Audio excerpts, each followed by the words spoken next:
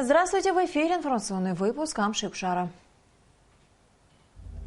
Сегодня в программе 3% вместо 10%. Предприниматели требуют доработать закон об НДС. Внесли поправки к 3 законам. Состоялась очередная сессия парламента Абхазии. Президент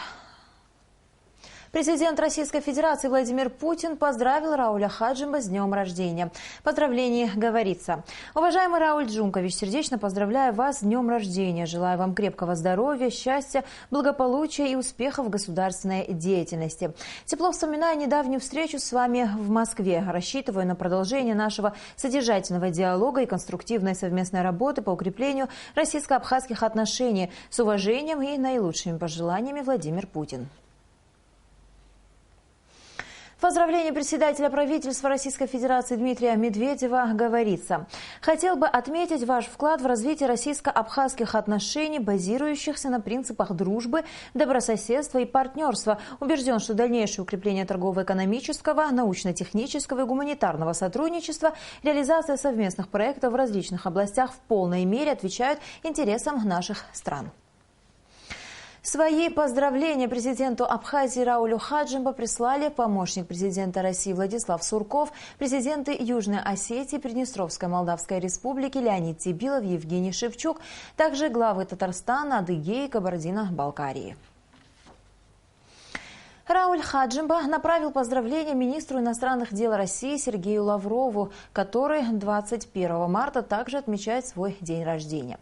В поздравительной телеграмме, в частности, отмечается: «Хотел бы особо отметить ваш личный вклад в развитие дружественных абхазо-российских отношений, укрепление международных позиций абхазского государства, решение важных для абхазского народа вопросов. Мы благодарны и признательны вам за это». К другим новостям. На площади Свободы в Сухуме прошел митинг предпринимателей Абхазии. Собравшиеся требовали приостановления действия закона о налоге на добавленную стоимость, вступившего в силу 1 января 2016 года. Репортаж Ренаты Шакая. Основное требование митингующих – приостановка действия закона о налоге на добавленную стоимость до его полной доработки. По словам председателя Ассоциации предпринимателей Абхазии Романа Кочарава, закон должен распространяться на всех предпринимателей без исключения. Но при этом процентная ставка не должна быть выше 3%. Лишь после полной доработки налогового законодательства возможно увеличение налоговой ставки до 4-5%. Наш сегодняшний митинг имеет сугубо экономические цели. И как бы нас ни пытались связать с политической ситуацией, которая сегодня происходит в нашей стране, мы никакого отношения к ней не имеем. И тема политики на нашем митинге подниматься не будет. Как представители бизнеса, сообщества, мы готовы создавать благополучную экономическую среду, которая станет основой сильного процветающего государства. К сожалению, не все с пониманием относятся к нашим инициативам, пытаясь увидеть в нашем лице образ врага власти, и в ход идут разные грязные меры воздействия. Члены нашей ассоциации подвергаются давлению со стороны некоторых представителей власти. Как отмечалось на митинге, представители общественных организаций пришли поддержать права абхазских предпринимателей и не намерены переводить проблему в политическую плоскость. Руководитель республиканской общественной организации «Наш дом Абхазия» Рауль Лоло отметил, что прислушиваться к требованиям предпринимателей необходимо, так как с проблемой недоработки закона об НДС в первую очередь сталкиваются именно они. Представитель Ассоциации предпринимателей Абхазии Эдуард Аргун подчеркнул, что бизнесмены не требуют отмены налогов. Проблема заключается в том, что недоработка закона в конечном итоге бьет по потребителям. Мы за эту власть. Мы хотим, чтобы власть работала, глядя прямо в глаза нам и считалась нашим мнением. НДС – налог на добавленную стоимость. В том виде, в каком нам преподнесли, взяв эту цифру 10%, многие говорят о том, что 10% это, можно сказать, самая мизерная такая ставка по миру. Я на съезде говорил и приводил примеры стран, о которых нам говорили в правительстве. Еще раз скажу, нас нельзя сравнивать. Мы совершенно другая страна. Страна совершенно с другим менталитетом. Представители среднего и малого бизнеса Абхазии приняли итоговую резолюцию, в которой обратились к президенту Абхазии с просьбой приостановить действие закона о налоге на добавленную стоимость. Также предприниматели просят главу государства создать новую комиссию по разработке закона о налоге на добавленную стоимость на основе широкого представительства предпринимателей республики и всех заинтересованных лиц. Рената Шакай, Тамур Гошба, Абхазское телевидение. Президент ознакомился с резолюцией участников митинга представителей среднего и малого бизнеса. Глава государства планирует в ближайшие дни провести встречу с представителями Ассоциации предпринимателей Абхазии. Рауль Хаджима подчеркнул, что заинтересован в обсуждении с общественностью широкого спектра проблем, стоящих перед Абхазией, сообщает пресс-служба президента Абхазии. Реализуемые в рамках программы социально-экономического развития Абхазии проекты освобождаются от налога на добавленную стоимость. Решение об этом приняли депутаты Народного собрания на очередном заседании. В соответствии с представленным законопроектом к закону об НДС были внесены 3 поправки, 2 из которых технического характера. Также депутаты проголосовали за внесение поправок в законы о земельном кодексе и в конституционный закон о государственной защите жизни матери и нерожденного ребенка. Элана Ласурия продолжит тему. Товары и услуги, связанные со строительством и реконструкцией объектов, предусмотренные комплексным планом, будут освобождены от НДС, сказал председатель профильного парламентского комитета Георгий Агрба, поясняя депутатам, о каких поправках именно идет речь. В представленном проекте перечень объектов, не подлежащих налогообложению, дополнен пунктом «Ввоз товаров на территорию Абхазии в рамках исполнения контрактов с целью реализации инвестиционных программ содействия социально-экономического развития республики». При принятии данного закона для его реализации, в принципе, все готово. То есть здесь будут освобождены все те работы и все те материалы, которые будут идти в реализации комплексного плана 2015-2017 год. На комитете мы рассмотрели данный законопроект, поддержали его единогласно присутствующие в комитете и рекомендуем вам для принятия его в окончательном чтении. По словам Дмитрия Шамба, постоянного представителя президента в парламенте, смысл поправок заключается в том, чтобы не пересчитывать сметную документацию, что в свою очередь может привести к удорожанию запланированных мероприятий. Депутаты высказали свое мнение по этому вопросу. Ситуация с непринятием его приведет к тому, что, скорее всего, мы заломаем план но в то же время у нас из бюджета выпадает более 84 миллионов рублей, которые, судя по всему, перед Министерством финансов, правительством будет стоять задача восполнения этой части. И плюс, скорее всего, нужно будет вносить изменения в бюджет. То есть хотелось бы знать по этому поводу мнение самой исполнительной власти. Несколько раз принимали участие в заседании рабочей группы, под которой как раз разрабатывала закон об НДС. И данные по 1 800 000, которые лежат в основе НДС, предоставляла таможня.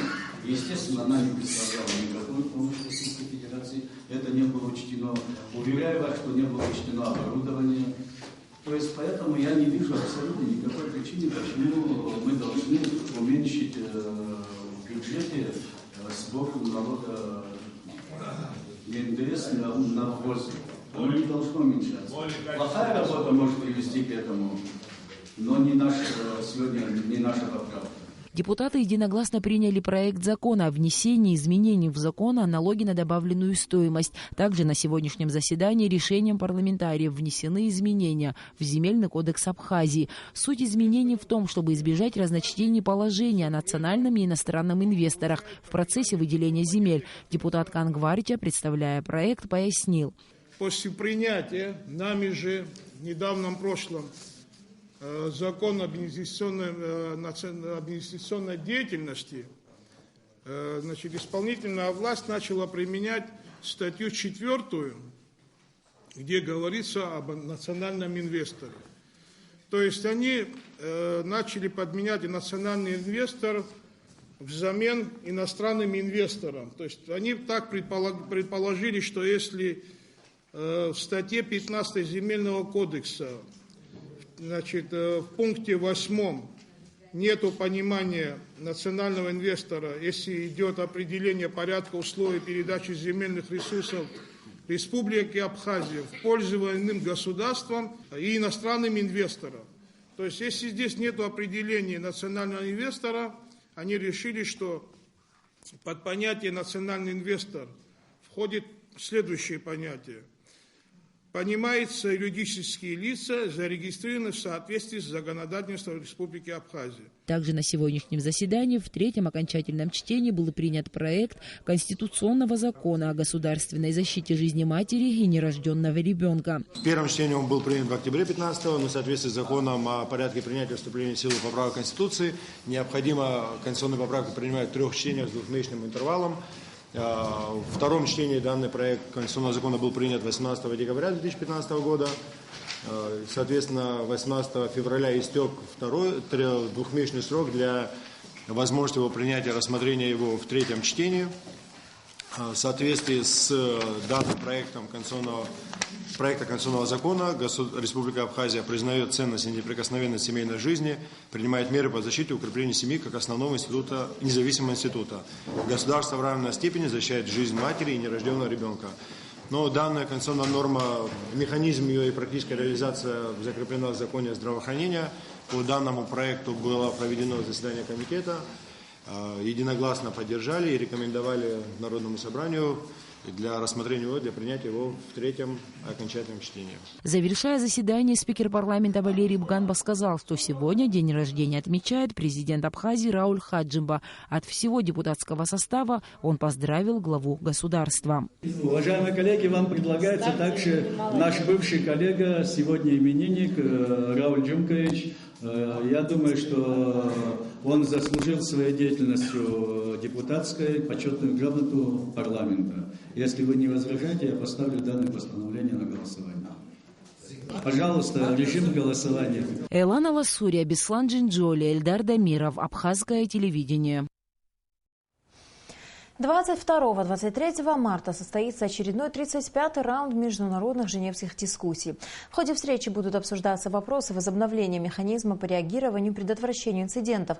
Грузия не прекращает попыток исказить реальную картину с соблюдением прав человека в Абхазии.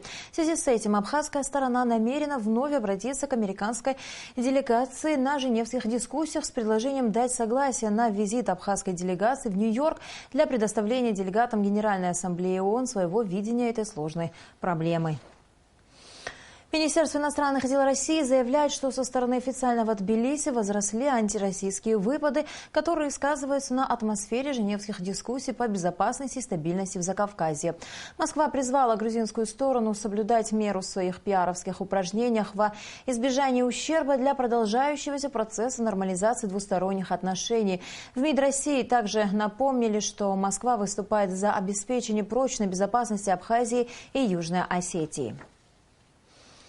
Ушел из жизни большой друг Абхазии, председатель Национального союза театральных деятелей Украины, режиссер театра и кино, народный артист Украины Лесь Танюк. Он оказывал большую помощь нашей республике в тяжелые для Абхазии времена, рассказывает Сима Аргун.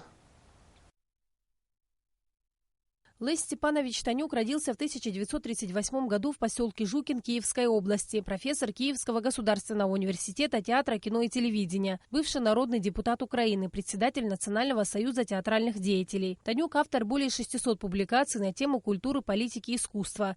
Талантливый режиссер, поэт-переводчик. Разнообразие его дарований всегда поражало. Он отдавал все свои силы и талант развитию национального театрального искусства, поддержке деятелей театра.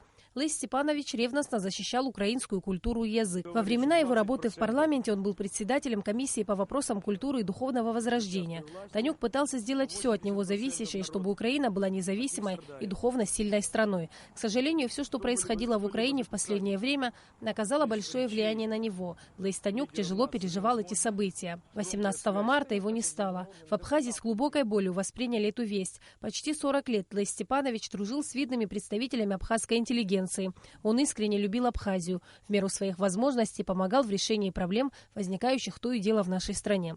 Немалый вклад внес он и в национальную культуру Абхазии, особенно в подготовку национальных творческих кадров. Будучи депутатом и членом Президиума Верховной Рады Украины, оказал неоценимую поддержку в организации жизненно важной для Абхазии гуманитарной помощи в 90-е годы. Именно благодаря Танюку продукты питания, медицинские препараты и одежда, так необходимые в послевоенный период, были переданы правительству нашей страны и обществу Красного Креста Абхазии. Все это происходило несмотря на позицию официального Киева, поддерживавшего Грузию. У абхазов нет другой территории, у этого народа нет другой родины.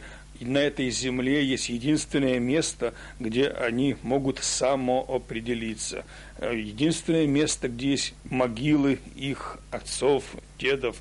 И поэтому с такой яростью и страстью они защищают своих жен, защищают своих детей. Мне кажется, что если бы все-таки власть не пошла на этот авантюрный вариант 14 августа с вводом танков, что если бы был найден способ политического решения конфликта властного, который возник, то думаю, что этого бы не было. Интеллигенция Абхазии, духовенство и общественность страны выразили глубокие соболезнования его семье, жене Нелли Николаевне и дочери Оксане. В эти тяжелые дни мы вместе с вами искренне скорбим и разделяем горечь невосполнимой утраты. Выражаем глубочайшее сочувствие национальной интеллигенции, всему народу Украины в связи с кончиной Леся Степановича Танюка. Вклад выдающегося сына украинского народа в культуру и в целом историю Украины, его заслуги перед страной историкам еще предстоит оценить.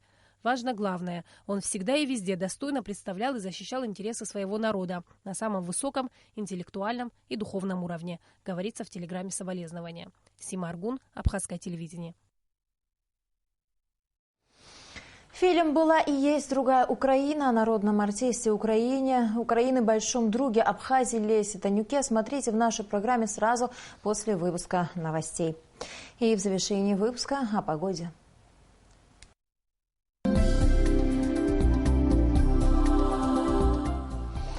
По сообщению гидрометеослужбы, в Абхазии ожидается переменная облачность, без осадков, температура воздуха ночью 4-2, днем 13-15 градусов, температура морской воды 10 градусов.